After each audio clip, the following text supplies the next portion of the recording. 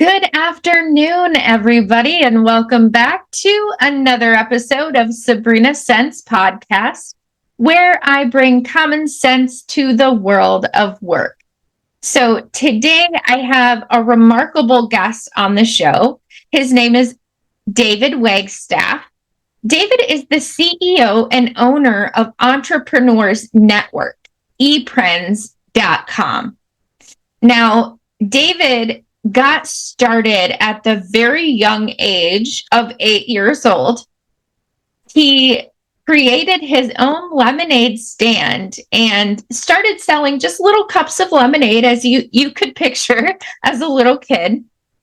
And in the area he was in his neighborhood, it was actually a pretty prime location. So people saw him as they passed by, and he built a pretty big lemonade business out of that small venture, again, at the age of 8. So I find that really inspiring. That experience that he had actually kept him working from age of 8 all the way up until he got into college. And by the time he had gotten into college, he had been selling gallon jugs of lemonade. He expanded that business and kept growing it over the years with his mother's encouragement. So without further ado, I would like you to give a warm welcome to David as we bring him into the show. Hi, David. How are you? Pretty good. How are you doing? I'm doing well.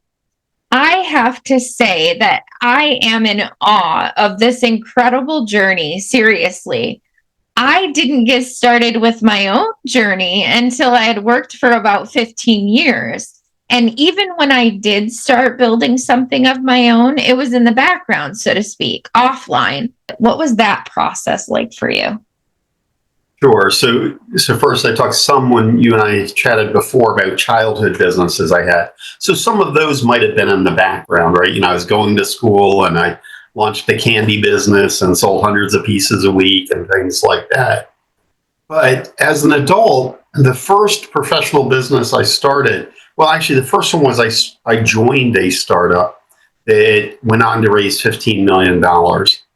And yeah, I'd been hired as the chief technology officer, which didn't feel like my perfect fit because my background was more operations and finance and accounting. But when I joined that, it was interesting. I all of a sudden saw how quickly small companies make decisions, whereas when I was at the big banks, Wells Fargo, Bank of America kind of organizations, decisions could take months or years, years and years.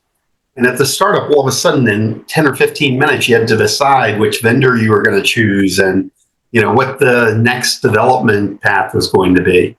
So things moved really, really fast. That was not on the side because I joined them full time. It was not my own startup, but it was a startup experience of being part of a senior team that went on to raise a lot of capital, basically private equity, et cetera. Yeah. So that was kind of getting into starting. Go ahead. Yeah, I'm sorry about that. I was just going to ask if that type of capital was your first time dealing with such a large amount. It was the first time, like in a small company doing it. At the big companies, they have big numbers. It's billions instead of millions. I see. And helping companies really make a lot of money in the big company world. But in a small company, it's a different experience. And that was my one larger capital experience in the startup world. I've raised capital for several other businesses. I've helped clients and I've also done it myself. But it is a different experience raising capital for a business and how you go about it and how you think about your business purpose. Definitely. It sounds like there's a lot to consider. But I don't even know how I would begin to work with that amount of money and really designating it to specific areas. Is there a process that you have there to figure out, is it best to use for these things, or maybe it's best to use on branding? I can't think of some of those processes right now, but hopefully you know what I'm referring to. Well, it's actually a really interesting question because I do come on a number of podcasts, and I don't think I've had that one before, but I kind of like it. So when I joined there, I was asked to put together a budget as part of being head of operations, another role that I took on. And it felt kind of surreal because it was just like, well, what budget do you need? Well, what budget do you need? You don't know. The business is just starting, you're building team, all that. And it felt like just taking a wild guess. And it didn't feel like there was a good methodical approach. So actually what I did over the next few weeks was I asked the entire company to come together in a meeting and really think about like what was next on their wish list and what was going to come after that and what were the resources that we needed. Today, I help businesses with budgeting and planning. And a lot of times for a small business, it's a very similar experience for them. They want to know how much money should they spend on trucks this year, or how much money should they spend on marketing this year. But they don't really have a good reason or rhyme to it. And that's why they've come to us sometimes for guidance. What we try to do now is not opinion-based budgeting, but rather looking at what's the anticipated return on investment. So if you buy that new $100,000 truck you'd like to have, what is that likely to produce? And do clients care whether it's a $100,000 truck or not? Is that going to increase your pricing? Will it allow you to serve more customers? Like, what is the business value of it? Versus, well, yeah, you have $100,000 to spend, just spend it, if you know what I mean. So it's a kind of a different approach of really looking at what's the return and what makes good sense for the business. Oh, I really like that. That's my jam right there. What makes the most sense? Would you mind sharing a little bit more about some of the companies that you have had the pleasure of working with and how your influence has helped them to get where they are today? Sure. So let's see. I think I'm going to start way back kind of with a fitness coach. Okay, so this fitness coach came to me and said she was earning about $80,000 a year take-home income. Her business did about $350,000 a year in revenue. And she said, David, this isn't going to get me to the retirement I want. Now, I don't know if you know a lot about the fitness industry, but she was doing exceptionally well compared to many fitness trainers. $350,000 of revenue, $880,000 take-home was pretty good. But it wasn't within her ambitions and goals. So one of the first things we did is first I said, yes, I could help. That's always a good starting point. Great point. Look at like what was actually happening in the business. And she had gotten burned out of coaching because she had been a world-class bodybuilder and she no longer wanted to help the people who came to the club. It was often stay-at-home moms, and it didn't feel like the level that she wanted to play at as a world-class champion. But she had team members that coached people. And that was like, they loved working with them. And the clients loved working with her coaches better than her often. So it was a really interesting thing. She had to step out of the role of coaching, which she no longer loved, and step into management. So we looked at what things she could do that would add more value.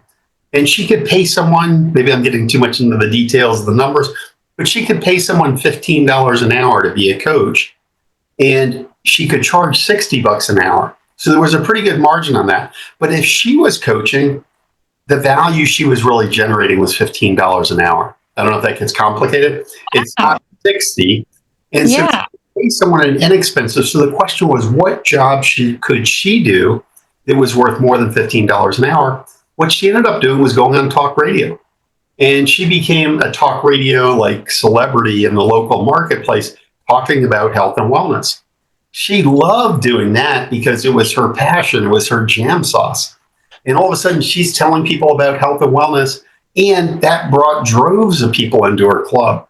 So that was a really, really exciting transformation for her that freed her up. We made other changes. I could get into a whole list of things we did for her.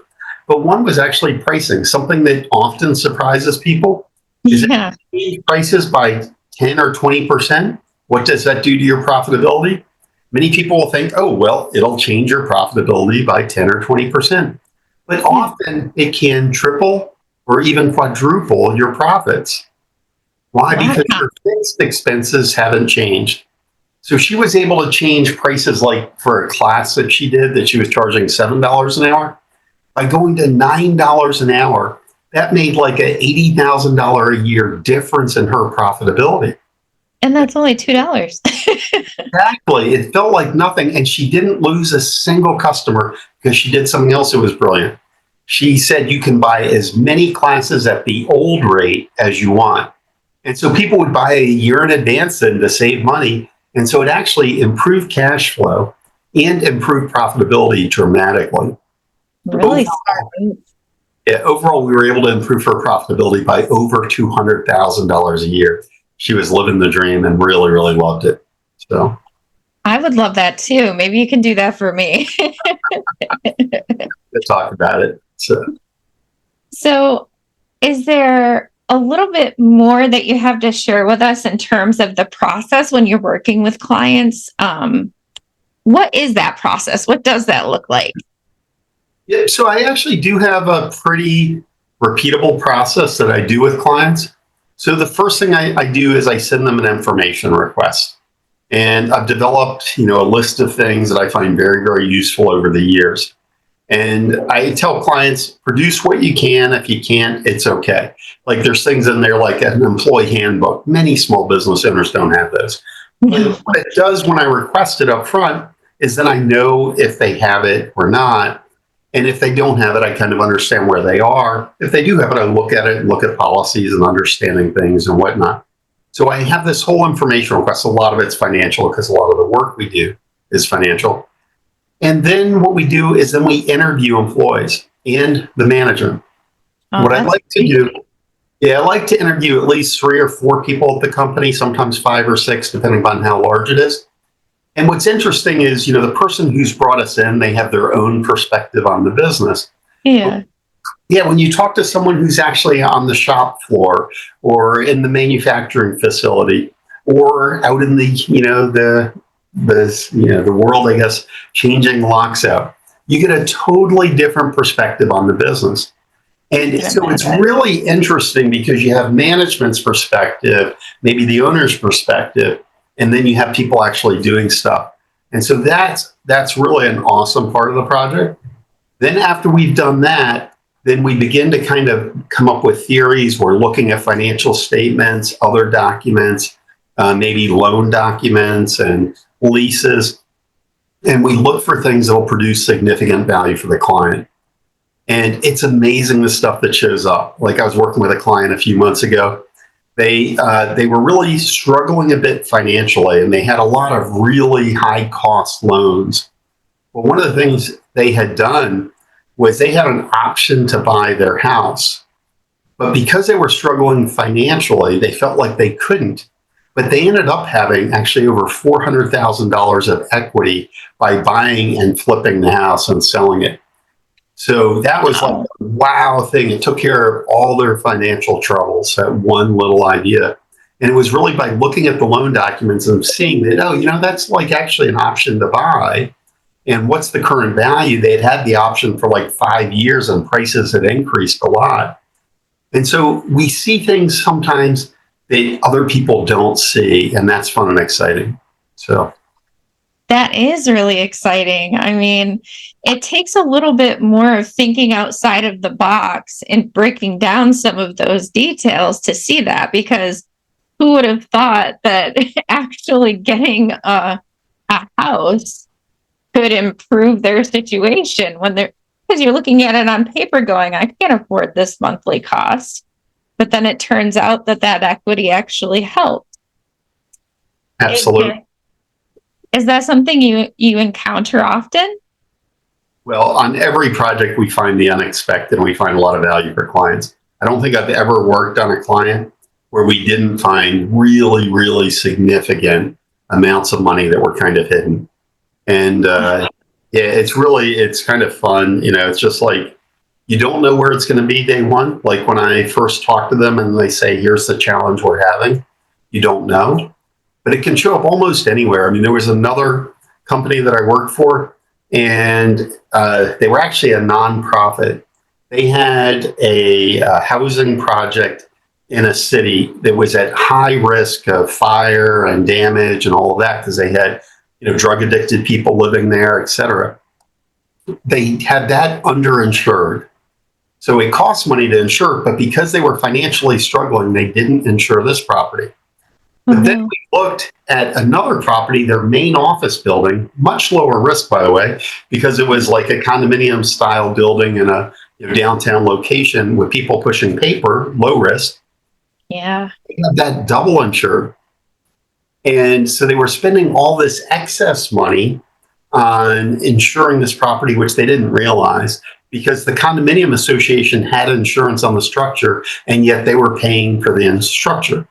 Well, that was a nice shifting of funds from one place to another to make it better allocated, lower risk. But we also found their workers' comp insurance, they were paying about $210,000. I'm sorry, they were paying $80,000 a year for workers' comp insurance. Mm-hmm. And that was one of their bigger expenses, a $5 million budget. So when we looked at that, we called the insurance agent and said, hey, is there anything we can do about this? The insurance agent said, nope, nothing you can do about it. It's state regulated, right? So, but you have to ask more questions. So it sounds like they've got this $80,000 expense, nothing they can do about it. We ask more questions. Well, what is the state regulation based on? Well, it's the workers' classification.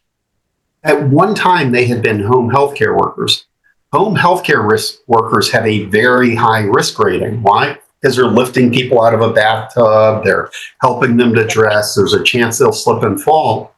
So by asking those questions, we were able to get the state to come back in, re-audit it. The organization got a $210,000 refund. $210,000 refund. And the organization had been losing money. That solved most of their issues with current cash flow. That single thing.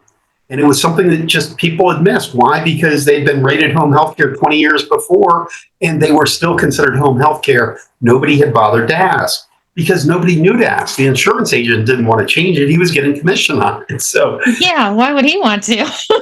Exactly. So those are examples, but there's always examples of things that show up that are really kind of wow during a project. Yeah, it sounds like it. So things just change consistently in your line of work. Is there any other circumstance or situation that just blew your mind?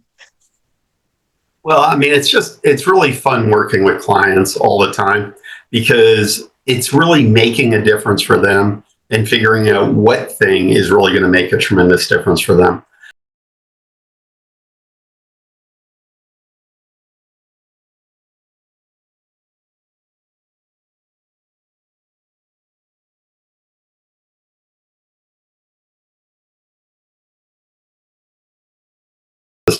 So we had a guy who had lived in Germany, had moved to South America, and had been a professor. He had all the academic credentials, possible, basically. But he wanted to start his own consulting company, and he had never done that before. So we actually worked with him over a 12-week time period to define his ideal customers, to develop his branding and marketing, and to develop the way he was going to reach the customers. Because it's one thing to know maybe your ideal customer is maybe a tech savvy or a tech entrepreneur, but then how do you actually reach them? So we developed strategies and tactics for that. We wrote a story about him. We do this thing called the ePrint story where we feature founders. And it was really, really well received in the marketplace. And that was a lot of fun. So that was kind of wow. And then there was another startup that the guy had built some following on social media, specifically LinkedIn, and he was doing some interesting things where he would take a copy of like a newspaper article, and then he would comment on it in a certain way, and it would really begin to go viral. And the most views he had ever had was, 250,000 or something, which was still a huge number, right? Gigantic. But he and I partnered together on these things. And, we have a pretty good following because there's the 140,000 members in our group. It went totally viral. It was really, really exciting. We did this post on this entrepreneur. The underlying article had 20,000 views ever. And all of a sudden, Monday, Tuesday, we're like, 10 viewers, 100 viewers, 1,000 viewers. All of a sudden, it started clipping up to 1,500, 2,000 in like an hour. And then all of a sudden, within, like, you could see by the minute, Yeah, I hundreds would of want to keep an eye viewers at out. a time. And yeah, I think it had like 3,000 likes on it. And I think we ended up with over 600,000 views combined. That was really cool. So That's incredible. for a period of time where he and I worked together on things, we had like, I don't know, 1.5 million views in like a couple of months. It was really cool. When you see the viral stuff going viral and it's going, wow, look at the numbers go so fast. It's really fun and exciting. So That's one way to make an impact. yeah, it was fun. And we were helping him because he was getting his business up and running. And it really did help him. And he ended up kind of launching a magazine out of it. So a digital magazine. And it was cool. So. It sounds like a really cool experience.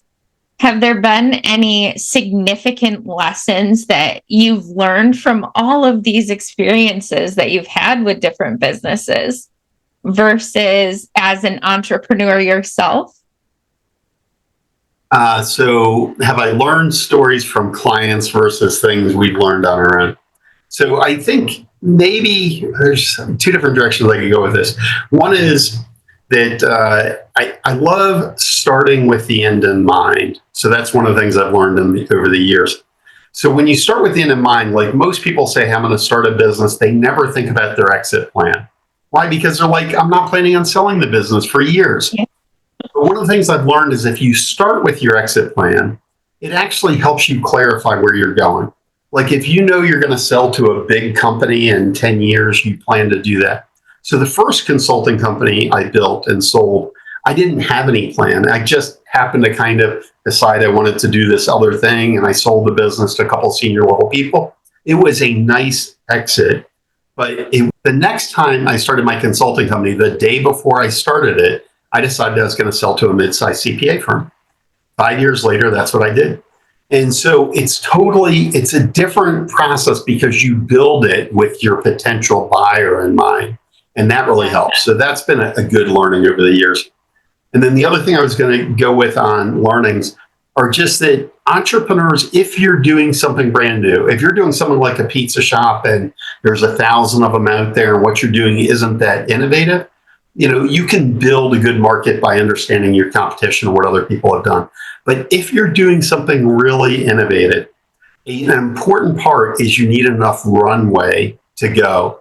And so you're going to pivot a few times if you're doing something, innovative, maybe many times. They recommend small entrepreneurial businesses create strategy every 3 weeks. In big companies, like they do 5-year plans.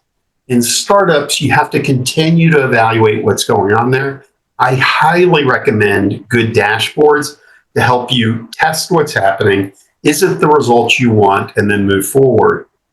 And then a related insight on that is you don't have to build everything to test it. So just today, one of my team members was like, yeah, I want to build all this stuff like this, business in a box solution and all of these other things. Okay, so we could spend the next 6 to 12 months building these tools, right? Yeah. What happens if nobody wants it? Right. Many businesses get excited about building their tools without testing whether the customers want it. So what I told him this morning is we can actually go ahead and test that.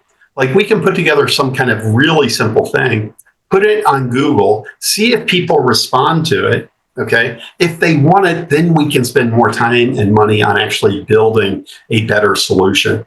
But the other benefit of getting people in there using it is they give you feedback. Even if it's like nothing, the business in a box is, it's just like, here are templates that you need for legal documents and a few other things. So I strongly believe test before you spend, because you'll run out of money if you spend before you test. And many, many people get so caught up on their wonderful idea, they forget about how they're going to market it or sell it.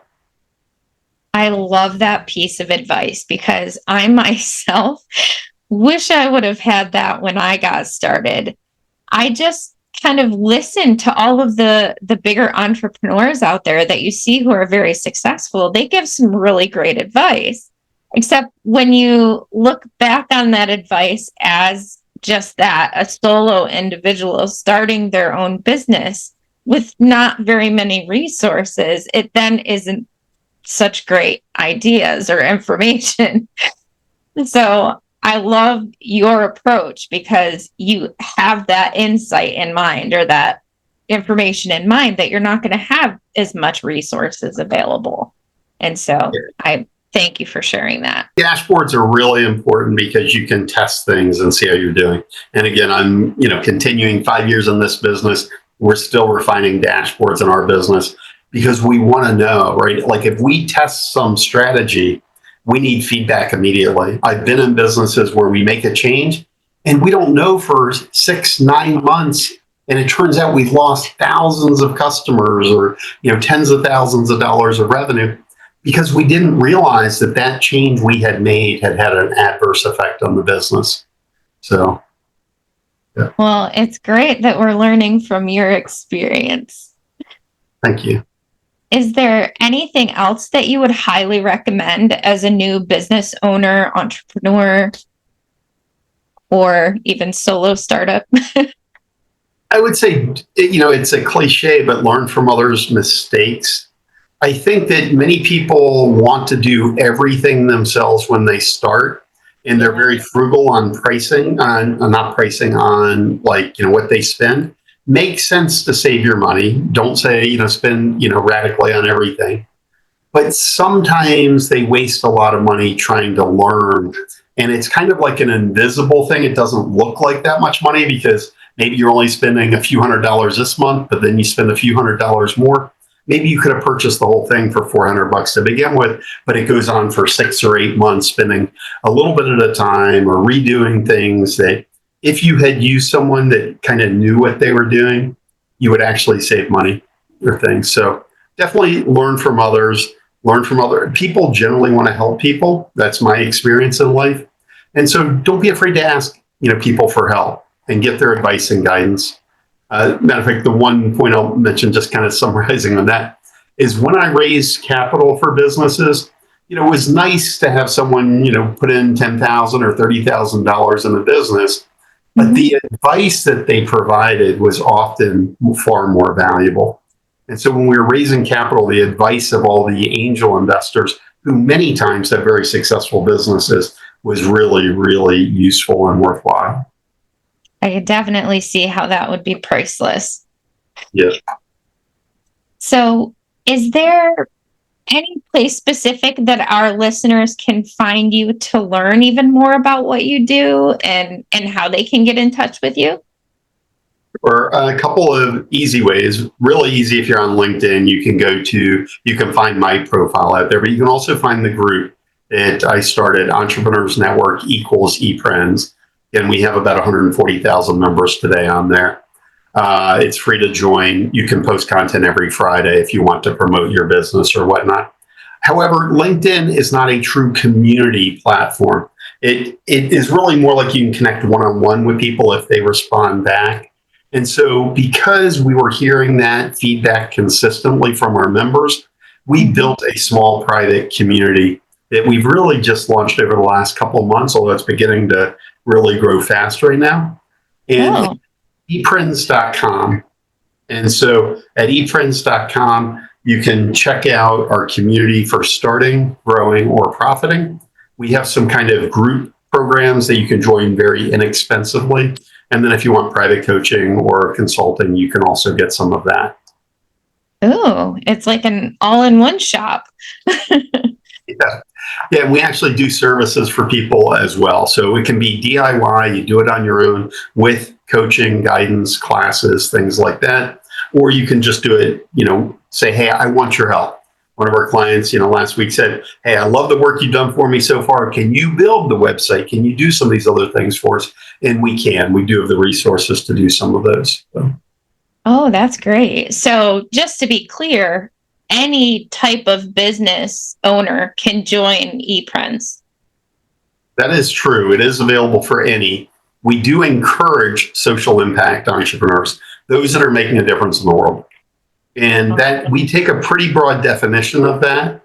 So first, anyone in healthcare, we consider social impact. people who are making a difference in climate or the environment, female-run businesses, anyone who's diverse. Diverse can depend where you are. So if you're in India and you're an American, you're diverse in India because you're not the norm.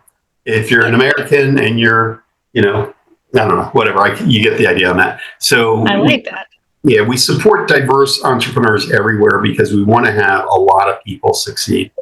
So that's really our core focus as a business, but we don't turn people away that want our help unless they're really doing something that's not, not good. So, not appropriate. Yeah, we do turn people down from some of our services and say it's just not a perfect fit for us. So yeah, that makes sense. And you really have to be careful because it is your name behind this network. And so I think that's where people need to be a little bit more considerate. When they're breaking the rules, it's not impacting them as much as it is impacting the person that built the system or network. Yeah, someone wanted us to tell their story, I don't know, a couple of months ago. And I liked her. I thought she had an interesting story.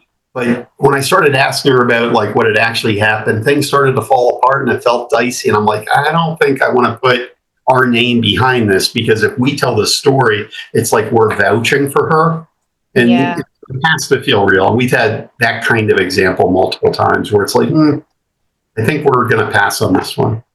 So I respect you for that. I think that's one key piece of advice that I've told a lot of my clients is it's okay to say no. In fact, I want to encourage you to say no to things that you just don't feel are a good fit.